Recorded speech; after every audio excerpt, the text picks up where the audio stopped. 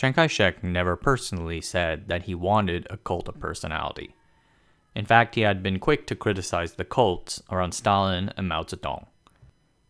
But it would be hard to ignore the fact that during and for a brief period after his lifetime, a powerful propaganda machine arose to adore and admire him. Today, many of his statues and pictures have been taken down.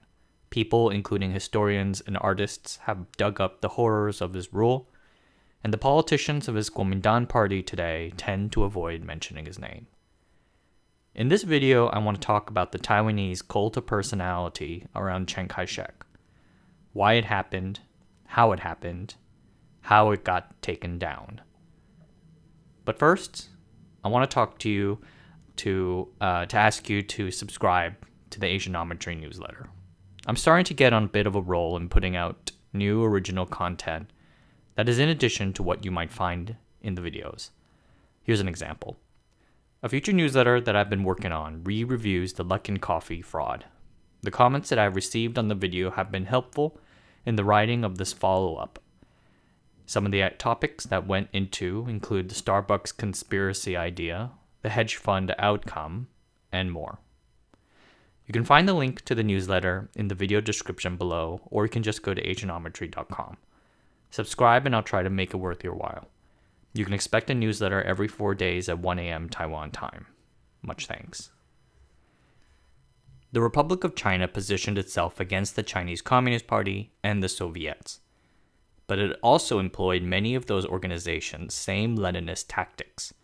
One of those tactics has to do with the reverence of a great leader. Even before the ROC came to Taiwan, the Chiang Kai-shek cult had been on the rise. In the Nanjing decade, the 10 years prior to the outbreak of the Second Sino-Japanese War, Chiang sought to cement his position as China's leader by positioning himself as a wise Confucian leader and disciple of Sun Yat-sen. In the story Chiang told the Chinese people, Sun Yat-sen was the revolutionary of the Republic, the Lenin of China, so to say, and Chiang was his chosen successor and loyal follower. Thus, the deification of Sun would in turn be a backdoor deification of Chiang as well. So I guess that makes Chiang Stalin? That's an uncomfortable metaphor. Let's ignore it. A number of private organizations took the lead in spreading this propaganda. One notable organization was the OMEA, the Officers' Moral Endeavor Association, which was made up of Whampoa Military Academy graduates. This private organization began as sort of a Chiang Kai-shek fan club, giving the leader adulation and adoration. As Chiang drew recognition from around the world for his work in the Second Sino-Japanese War, this work intensified and developed.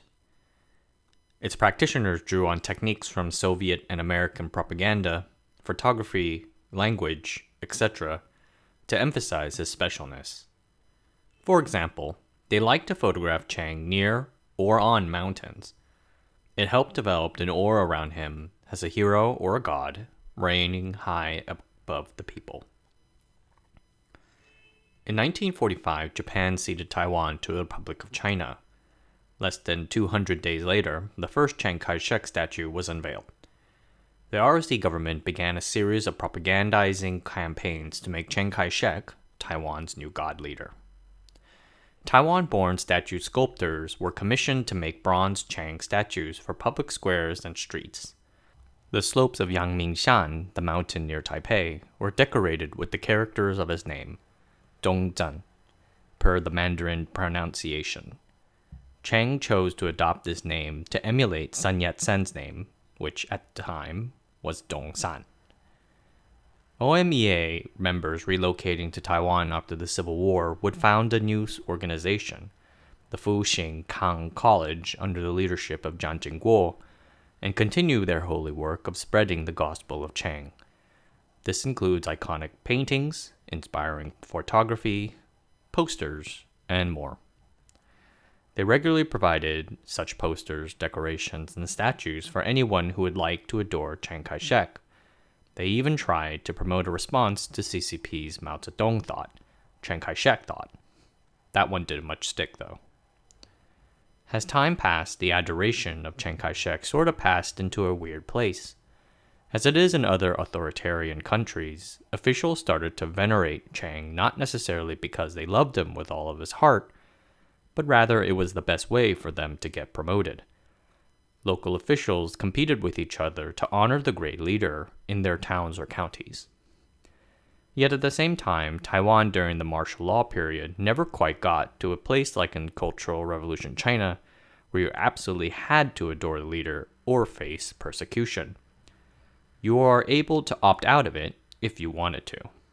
Taiwan was one of those rare societies where the political ruling class, the minority Waishanren people, were not well represented in other aspects of the culture. That includes business, arts, whatnot. The voluntary aspect of it had some funny consequences. On one hand, it meant that the people who loved him tended to love him pretty genuinely.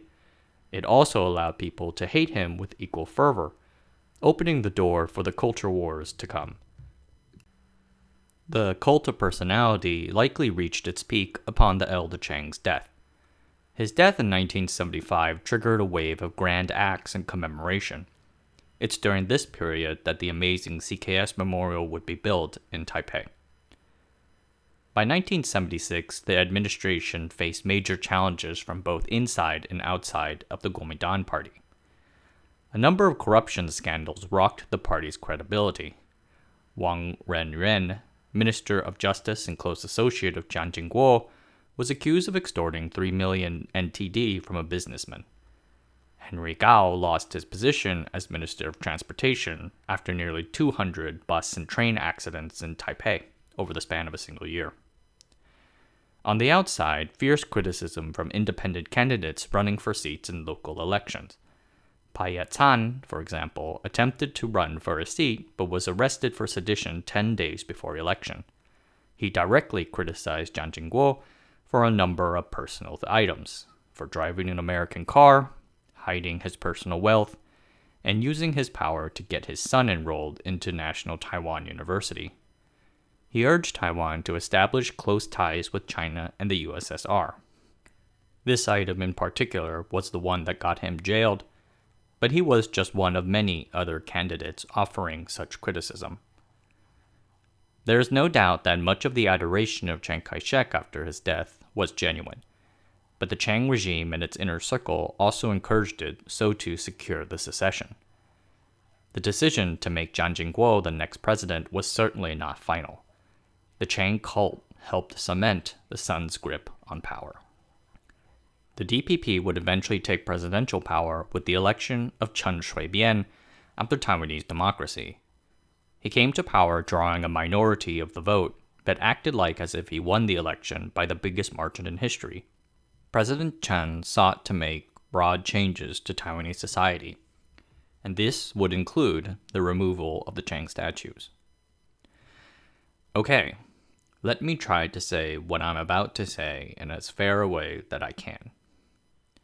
Considering the DPP's difficult history of struggling for democracy and Chiang's involvement in various sordid affairs of Taiwanese tragedy, it is understandable that they would seek to quote-unquote cancel him.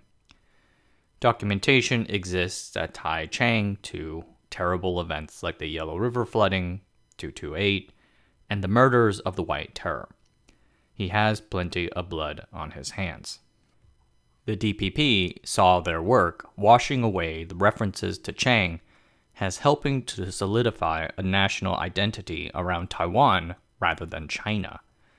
It helped shed light on aspects of Taiwanese culture and history that otherwise would be forgotten or made obscure. I'll leave that to you to judge whether that to be a good thing. I personally kinda think it is. There is certainly room to rebalance the excessive references to Chiang across Taiwan's cities. For example, when the DPP took control of the Taipei mayoralty, the road in front of the presidential palace was named Jieshou Road. It literally means the road of Chiang Kai-shek's longevity. Chen and the DPP renamed it to Ketagalan Boulevard after the Taiwanese Aboriginal tribe. Same goes for the Taoyuan Airport, which used to be named Chiang Kai-shek International. At some point, it's just too much. Chiang still has Dongzhen District in Taipei, Dongzhen Road in New Taipei City, and others for himself. Note that there still remains a Jieshou Park right next to Gatagalan Boulevard. In addition, we cannot discount his achievements unifying China, fighting the Japanese, and leading Taiwan as the free China. Chiang came to Taiwan along with 1 million Waishenren. They believed in and looked up to him as their leader. There is still a lot of that warm feeling left, even after the news of his involvement in horrible things. Furthermore, we would be in error if we were to tie every horrible thing that happened directly to him. For instance, while Chiang was indeed the head of the Kuomintang and the nation at the time of the 228 incident, he was not directly responsible for its carrying out. You should probably look to Governor Chen Yi for that. But when the DPP came into power, it seemed like they got into the mindset that Chiang Kai-shek was the singular reason for every bad thing that ever happened in Taiwan post-1949. It would not be a stretch to say that during this period of time, the DPP got caught up in needless culture wars and it hurt their re-election prospects. Constant battles over the anti-Chiang cancel culture called Chu-jian-hua, or De-Chiangification, awkward, exhausted the public and freaked out the business community, along with other moves they made. It eroded the government's credibility and distracted them from the core goal of competent governance. Things peaked with the government's attempt to rename the Chiang Kai-shek Memorial in January 2008 to Taiwan Democracy Memorial Hall. The timing, right before a presidential election, was unfortunate. It seemed to have really crossed the line and energized the Kuomintang voters. Kuomintang candidate Ma Ying-jeou would shortly sweep into office with the greatest margin of victory yet recorded in Taiwanese history, a record to be broken later in 2020. I have been wanting to write this particular piece ever since my visit to the Chiang Kai-shek statue park in Daxi. I had been wondering about why a statue would make its way here to the park as opposed to staying at the school or public square it has been. The cancel culture of today's modern society is seen to be a recent phenomenon, but it seems to have been happening, or things like this seem to have been happening for many years. For organizations and governments looking to satisfy themselves and their supporters with such movements, I think one should keep in mind that they will have consequences. All right. Hope you guys take care of yourselves. See you guys later.